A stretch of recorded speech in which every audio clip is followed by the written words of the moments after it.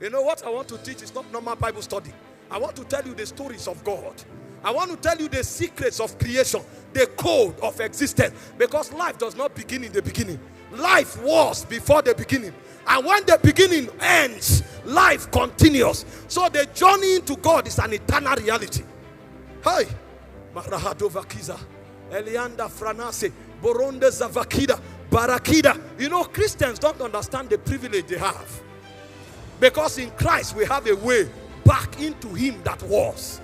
Him that dwells before time began. That's the journey of existence. The journey of existence is not from Kubwa to Asorok. The journey of existence is from time to eternity. When you touch God and you bring God back to your realm. You know, Adam did not understand the significance of this journey that he was enjoying in Eden. Adam came to a point where he thought the value of life was in things. So he began to appreciate apples.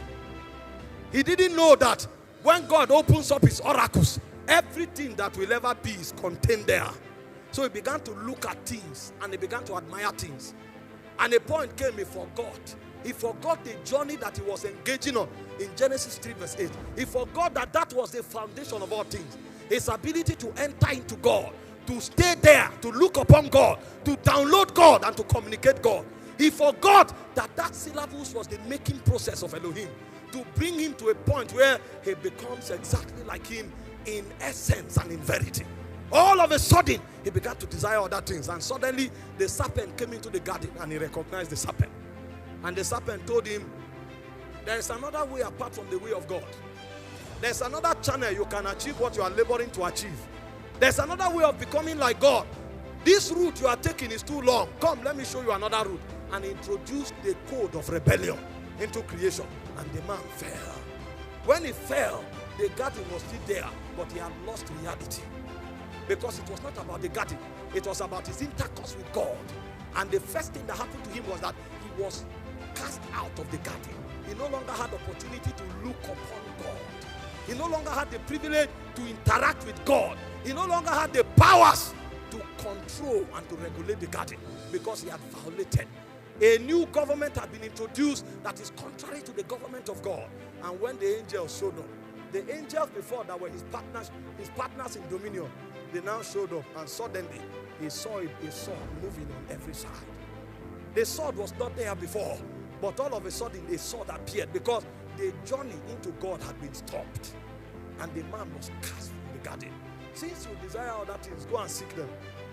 When you are done seeking them, you will discover that all things is vanity.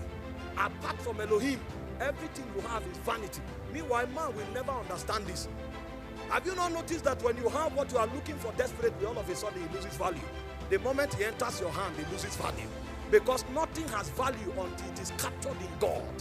If it is not captured in God, the verdict has already been passed. It said it is vanity upon vanity. All amounts to vanity. The only place you can look upon reality and continually admire it is in God.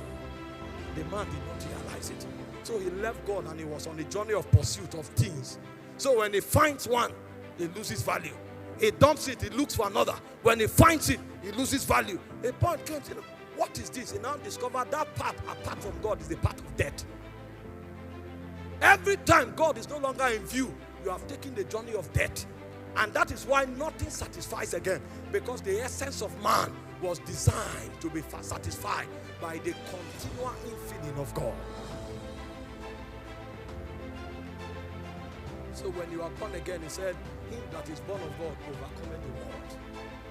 When a man is born of God, he turns away from the journey of vanity.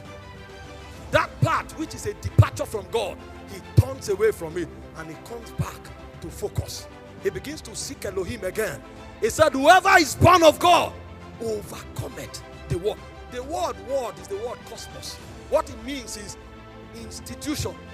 It means government. It means administration. Every protocol that is set in place that provokes a departure from the presence. He said when you are born again, you begin to live above that protocol. All of a sudden, you come back to that point again where intercourse is reestablished. Now, if you enter into God, you will discover there are three realities that governs the civilization of God. The first reality that governs the civilization of God is the will of God. The second reality that governs the civilization of God is the wisdom of God. The third reality that governs the civilization of God are the purposes of God.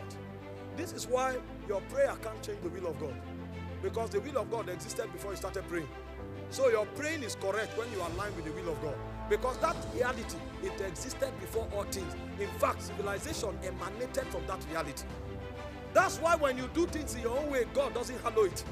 Before you do anything, He shows you how to do it. Because it's not just about doing it, it's about how it is done. It must be consistent with the wisdom of God for the blessings of God to come upon it. You know, when I was much younger, I thought ministry was about gifts. I was a mighty orator, so I gathered my friends and I told them something is about to happen. And after talking to them for 2 weeks, I now started the program. And when I started the program, I spoke to over 100 people. Only 12 of my friends came. And those who came to sympathize with me because they knew it was a failure. And I now realize there is a strategy beyond human intelligence to bring administration to the purposes of God. If it is not consistent with the will of God, the blessings of God will not rest. I now went back to God, and God told me, be here praying. And I prayed there for over 10 years. When I finished praying, that oracle came out of himself.